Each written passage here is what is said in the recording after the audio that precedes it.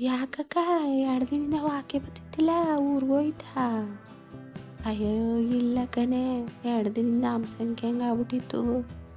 ನಮ್ಮ ಸೊಸೆ ಮೊಬೈಲ್ ನೋಡ್ಕೊಂಡು ಅದೆಂಥದೋ ಕಬಾಬ್ ಮಾಡಿಲ್ಲ, ಅಪ್ಪರ ಏನು ತಿನ್ನಲಿಲ್ಲ.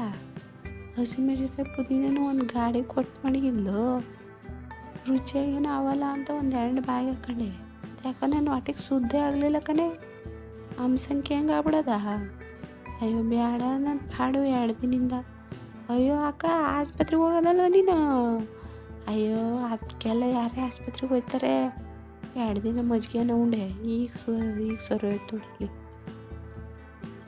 ನಮ್ಮ ಮನೆಯಳು ಹಂಗೆ ಕನಕ, ಮೊಬೈಲ್ ನೋಡ್ಕೊಂಡು ಮಕ್ಳಿಗೆ ಅದೇ ಅಂತ ಆಲೂಗೆಡ್ಡೆ ಉದ್ದಕ್ಕೆ ಹಚ್ಚಿ ಬಂತಂದು ಏನೇನೋ ಮಾಡ್ತಿರ್ತೇವೆ, ನಾವೆಲ್ಲ ತಿನ್ನಕ್ಕೆ ಹೋಗಿಲ್ಲ. ಅಯ್ಯೋ ಈಗಿನ ನಾಜೂಕನೇ ಅಕ್ಕ. ನಾವಾಗ ಪಲಾವ್ ಅಂದರೆ ಕೈಗೆ ಸಿಕ್ಕಿದ ತರಕಾರಿ ಆಲೂಗೆಡ್ಡೆ, ಬದನೆಕಾಯಿ, ಹೂಕೋಸು, ನವಿಲುಕೋಸು, ದಪ್ಪ ಬೀನ್ಸ್ ಕಾಳು ಎಲ್ಲ ಹಾಕಿ ಮಾಡುವು. ಒಂದೊಂದ್ಸತಿ ಬೀಟ್ರೋಟ್ನು ಹಾಕಿ ಮಾಡುವು.